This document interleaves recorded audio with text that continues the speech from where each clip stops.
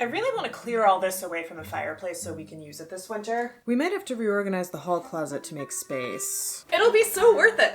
I want to sit right by the fire on chilly winter nights. No, you don't. It's not safe. Why not? I'll be careful. You're in a crinoline. Do you know how much of a fire hazard that is? Oh, please. People wore skirts around fire for centuries. Yeah, and do you know how many people's skirts caught on fire? If nothing else, I made that dress in 3 days, and I'm not having you ruin it. Fine. I'll change, and then I'll sit by the fire. Not until we get the chimney inspected, you don't. I'm not having the house go up either. Okay, I know this sounds both very obvious and very silly, but skirt fires were a real thing that was much discussed in the Victorian era when big hoop skirts, or crinolines, were in fashion. At a glance, it might seem like Victorian dress fires were a significant issue, and it's not that they weren't. It's just that there's so much more going into the modern and historical coverage of these incidents that makes it hard to work out where they fit in. How much of it were the crinolines to blame for? Were they truly as common as they sound? Did skirts catch fire more than, say, curtains or houses? Were fires just a lot more common in the Victorian era? Welcome to SnappyDragon. I'm V, fashion historian and sometimes wearer of big hoop skirts, although not around open flame because, well, 1, no, and 2, I wasn't kidding about my fireplace not being operable at the moment. One of my favorite things is to dig into all of the layers that affect how we perceive dramatic moments in fashion history, like this. Also, it's winter, and crinolines are unwieldy, and I don't want any of you catching your skirts on fire, unlikely though it may be with modern heating. I am not a winter person. I tend to hibernate when it's cold, so it's a constant balance between wanting to be warm enough and the absurd cost of heating bills. Thanks, PG&E. But my least favorite part is how cold it is getting out of the shower. So I want to thank Brooklinen for sponsoring this video and sending me supremely warm and fluffy towels to wrap up in. At this point, I've decorated both my bedroom and my living room, and I've got Brooklinen products in both. Turns out, linen duvet covers make amazing throw blankets too. My bathroom is the only room in my house I haven't really decorated yet, and I think that'll be my project for the new year. These new super plush towels in botanical green are my inspiration. Brooklinen always does great seasonal colors, and they do sell out, so I'm really glad I got these. I want to find a way to make my bathroom feel, well, botanical and green. Lush and full of plants, a little jungly. I'm still designing at this point. There's no natural light, so maybe some fake plants up near the ceiling. Maybe some green stick-on tiles in the shower. Let me know if you have ideas. For now, I'm just gonna enjoy my new towels, which is pretty easy. The super plush fabric is 100% Turkish cotton, Okiotex certified, and weighs 820 GSM, so it's as soft and luxurious as it gets. I got bath sheets because I like my towels to be like blankets, and they come in a bundle with bath sheets and 2 hand towels for 15% less than buying them individually, and some normal sized towels for house guests and days when it's not so cold. My last set of Brooklinen towels are more than 2 years old and still going strong, so these are well worth the investment. If you also want to feel like you're wrapping yourself in a blanket straight out of the shower, you can get 15% off your first Brooklinen order. Click here to shop. We're not kidding about duvet covers making good blankets either. I wonder if I could wrap up in this after a shower. A bath sheet is not literally a sheet. Please don't do that. It will drag on the floor and get soaked. Okay, so tempting as it might be to get real cozy next to the fireplace in your Victorian clothes, it's also not safe in big skirts. Time for a content warning. We will be discussing fire, injuries, and tragedies, although graphic descriptions will be avoided as much as possible. I thought about doing timestamps and then realized that would be most of the video, so if this one's not for you, no worries. I'll pop a link to something more lighthearted up in the corner. There are a fair amount of statistics and old newspapers in this one too, so if you like those, you can find source info up in the top corners. If you prefer full bibliographies, check out the SnappyDragon Patreon for my source notes and other shiny things. Humans have been using fire for light, heat, and cooking for, I don't know, at least several millennia. So while mid-Victorian era crinolines may have posed a particularly large fire danger, keeping your skirt from going up in flames had been a concern for much longer than that. But so is fire safety in general. Cheney of Not Your Mama's History has some great content about how she dresses to do open hearth cooking at living history sites, including the fire safety aspects. Wool, in particular, doesn't burn easily, although scorching your hem would still be pretty unfortunate, given the cost of fabric and the pre-industrial world. That, and it's never a good day when you damage clothes you like. Perhaps the most famous example of a fatal dress fire is the literary case of Miss Havisham, the character from Dickens' 1861 novel Great Expectations. I should note that being a literary example, this is not real, but it does speak to what a mid-Victorian readership would find plausible enough to accept in a non-fantasy novel setting. The character of Miss Havisham was jilted at the altar sometime before 1812 and has refused to take off her wedding dress ever since. In 1828, according to the book's timeline, her dress catches fire and she eventually dies of her injuries. English fashions between the late 1790s and 1812 had very narrow columnar lines, with high waists, and hoopskirts were only worn for court gowns during this time. Again, this is a literary example, but I came across two actual documented examples from 1818 and 1822 of fatal dress fires, so I think it's fair to say the issue can't be blamed exclusively on hoopskirts. So let's focus on what the hoopskirts actually did add to the equation. Firstly, the size and independent movement of a hoopskirt or cage crinoline means it's more likely to come into contact with flame. It takes much more proprioception and muscle memory to be aware of where your hoopskirt is than a garment that's closer to your body. So I can see how it would be more likely to accidentally end up in a fireplace. The actual design of crinoline-supported skirts themselves posed an additional fire danger through combining fuel, in the volume of the skirt and petticoats, with a lot of air. To quote Martin Bide, a professor at the University of Rhode Island, if you imagine a sheet of newspaper and a hunk of wood, essentially, chemically, they are the same. But one will catch light way more quickly than the other. So if you have a very flimsy, flowing something that mixes well with air, it will burn quite readily. While I find this article comes across to be a bit sensational in tone, please do not mistake this video as saying hoopskirts aren't a fire hazard, because they absolutely are. Let's be honest. Crinolines are not only a fire hazard, they're a hazard in plenty of other situations as well. A large, unwieldy piece of clothing can cause all sorts of problems if worn carelessly or in the wrong circumstances. On June 28th of 1864, the Cork Examiner reported not one but two skirt-related deaths. The first was by fire, although no crinoline is mentioned. The second death was the death of Anne Rawlinson, who worked in a bleach works, a type of textile processing factory. She was killed when her dress caught on a revolving shaft and she was pulled into the machinery, and a witness stated that this would not have happened if she hadn't been wearing a crinoline. The resulting inquiry requested that the shaft should be covered with a casing, which is your reminder for this episode that regulations are written in blood. Hey, what about that time you dressed up as an OSHA violation? That was a Dickens fair in-joke at 2 a.m. at a party. I've seen several passing references to accidents with carriage or wagon wheels as well, though no direct accounts.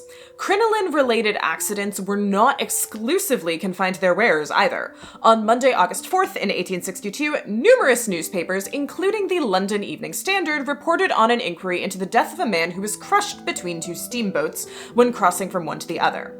His widow said that he fell while trying to avoid stepping on someone's crinoline skirt, which was blocking the gangway. And lastly, to speak of the worst of both crinoline-related fires and collateral damage, the Church of the Society fire in Santiago, Chile happened in 1864, a massive tragedy resulting in 2,000 to 3,000 deaths. The initial cause of the fire was textile-related, but not skirt-related. A candle or oil lamp set fire to some of the draperies on the walls during services, and attempts to smother the fire with cloths only spread it further. In this church, the men sat separated from the women by an iron grating, and while most of them were able to get out of the building quickly, the women were not. Various accounts mention large skirts, whether supported by crinolines or stiffened petticoats, were first a tripping hazard in the rush for the exits, then contributed to the crush, blocking the doors, and then finally a direct fire hazard. While I've most often heard the number of deaths blamed primarily on crinolines, I think there were many other factors that contributed far more. The design flaw of having the doors open inwards, choosing to close and block the side doors to fit more people, and the combination of so much open flame for lighting with so many flammable decorations. The priests, who had shut themselves into a smaller room to recover the church's valuables without being disturbed, all escaped unharmed and were, quite rightly in my opinion, eviscerated by the media. Only by the media? That's disappointing. Someone's out for blood today. I refuse to believe you weren't thinking it too. Fine. How about this? The media was not kind to them, and I did not look for records of what may or may not have happened to them afterwards. We know about these incidents primarily from media records, especially those from around the time they happened. Then as now, it's super important to be aware of the biases that might affect how a given magazine or newspaper talks about something, even something that seems straightforward. Plus, when it comes to modern people hearing about historical events, we have 2 or more layers of media reporting to do this with: the original historical record and how the historical record is preserved and presented to us. In this case, the Victorian news articles and newer coverage of them like blog posts that brings them to our attention. Let's start with the modern layer. Stories of crinolines catching on fire combine 2 elements of historical living that are drastically different than what we deal with in the modern developed world. 1, big long skirts as everyday clothing, and 2, using fire for heat, light, and cooking. The fact that it's so different from what we're used to adds this layer of fascination and drama that makes it easy to sensationalize, much in the same way corsets get sensationalized. We don't hear so much about all the people that wore corsets, or crinolines, on a regular basis without incident, but we do hear about the times it went drastically wrong. Likewise, we don't bother reporting much about all the times someone cooked dinner over a coal stove or an open hearth without their house burning down. Or a gas stove, or an electric stove. Yes, I figured our viewers would know how to use those without starting fires. Now to the historical media coverage. There was a significant amount of highly opinionated coverage of women's wear fashions during the Victorian era, due to a combination of an increase in print media, faster and more dramatically changing fashion trends, and more. Once again, we've seen it with corsets, and now we see it with other things. Cage crinolines were developed in the 1850s and led to the dramatic increase in both size and popularity of hoopskirts during this time. They used springy steel wire for the hoops. Older hoopskirts used whalebone or reed for structure and were more laborious to produce, less flexible, and easier to damage. This made cage crinolines much more accessible down the ladder of social class and status. And my goodness, did the Victorians have strong opinions about working class women wearing fashionable clothes. Punch magazine, a regular offender of this nature, published more than one satirical cartoon depicting a maidservant wearing a crinoline with a rather mean-spirited attitude. On the one hand, a lot of the commentary about maids in particular wearing stylish clothes was 100% classist nonsense. It was there in the 18th century. Daniel Defoe's 1725 pamphlet, Everybody's Business is Nobody's Business, is a screed against increasing wages and dignity for domestic servants. He specifically calls out the hoop petticoat as a symbol of working class women with inappropriately high aspirations, saying, "She must have a hoop too, as well as her mistress, and her poor scanty linsey-woolsey petticoat is changed into a good silk one, for 4 or 5 yards wide at the least. In short, plain country Joan is now turned into a fine London madam, can drink tea, take snuff, and carry herself as high as the best." This attitude towards domestic servants, particularly women, continued into the 19th century. An article called Plunder Baskets in the Dundee Courier in 1862 says, "The vortex a servant maid in the small room of a modest house creates with her wide mailed petticoat is perfectly bewildering and half alarming. A servant maid has not time to move with the quiet balloon-like glide which a lady has leisure for." I will always be loath to agree with someone shaming maids for dressing above their station, when fashion could be an important part of upward mobility. Feeling good in your clothes isn't just for rich people, it's for everyone. But I hope we can all agree it's important to dress safely for your job. And a hoop skirt is not well suited for doing manual labor, moving quickly through small spaces, or working around fires. Okay, but what if your job is smuggling? That's a whole other video. You want it? You know where to tell me. And of course, there was no shortage of sexism in 19th century journalism. You know, to go along with the classism. Mitchell's paper points out that one of the most vocal anti-crinoline critics didn't just hate hoopskirts for their flammability. No, he couldn't deal with the idea that a hoopskirt could be used to conceal an illegitimate or disapproved of pregnancy. He then used this reasoning to blame crinolines for a perceived increase in infanticides. The logic being that if an unwanted pregnancy could be concealed until delivery, obviously someone who would do that would then kill the infant. Firstly, that is a reach, and I think this guy's an idiot, a sexist asshat, and is undermining the legitimacy of all his complaints about the crinoline's other safety issues. Secondly, I do not know much about how pregnancy affects one's shape and the fit of clothes because I've never done it. So, I asked a friend of mine who's currently 7 months pregnant if she thought she could hide her belly in an 1850s-style hoopskirt. My friend replied, maybe on a day she, the fetus, is sitting low after she drops, but even that would be pushing it unless it was a hoopskirt that started directly under the boobs. 1850 styles had the skirt beginning at the natural waist, not the underbust, and even the slightly raised waistlines of later 1860s fashions are not that high. I suppose if the person only wore sack-style jackets instead of fitted bodices, but even then, someone might notice them dressing differently. Yeah, I think we can agree that this guy was not speaking from a position of logic. Even going beyond the issues of classism and sexism affecting the media coverage, I want to contextualize the pattern of skirt fires within the broader pattern of fires in the 19th century.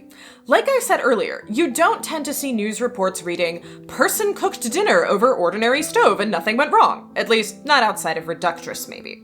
But you know what did make it into 19th century news reports? A lot of the time, something did go wrong. Fire safety was a very present issue, from skirts to lighting and everything else. To compare the oft-quoted figure saying dress fires killed around 3,000 people a decade in the mid-Victorian UK, I went looking for info on the rates of house fires in the UK during the Victorian era. What I found was essentially a big, great too many to count. A paper by Daniel Imava essentially says that the statistics for the entire UK are suspect or incomplete, and so uses Edinburgh as a case study of the patterns in building fires and prevention. The data we do have tells us that between 1874 and 1884, there were 18,292 recorded building fires in London alone. Seeing this data and thinking about the omnipresence of open flames in the 19th century, dress fires seem, to me, less like a specific failing of fashion and more like one more tragic part of a very large pattern of a lot of things catching on fire. Dresses, yes, but also houses, church draperies, and factories. If anything, this makes me at least as grateful for modern heating and lighting as it does for modern fashion. Yes, it's right there, where I can see it, with nothing flammable nearby. I don't even like going to bed with the Shabbat candles still burning. So, what's my point? Well, firstly, please don't wear a hoop skirt close to a fire. Don't wear any big skirted dress close to fire unless you have the appropriate training and safety precautions. I like you all, and I don't want anything bad happening to you or your dresses.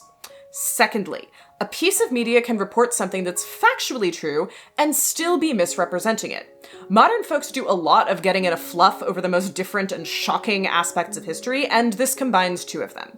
Yes, crinoline fires happened, and yes, they were tragic, but they were newsworthy because they were unusual and tragic for their time, and the coverage reflects the social biases of their time as well. And thirdly, the modern world is kinder and safer in so many ways, including heating and lighting that doesn't set things on fire with anything like this kind of frequency. Sure, my fireplace isn't usable right now, but one, that's because I need it checked for safety, and two, thankfully, I can heat my house just fine without it. I hope you learned something useful from this rant, whether about history or fire safety. Tell me in the comments about a situation where you wouldn't want to be wearing a crinoline. While you're there, click the button to tell YouTube you liked what you saw, subscribe for more fashion history safety information, and check out the Patreon for source notes, shiny bonuses, and if you just want to support the channel, it's been a rough month. I hope you're having good holidays, and I'll see you again in the new year. I take issue with you saying you can heat this house just fine without a fireplace. I'm still cold. Do you want to pay the heating bills?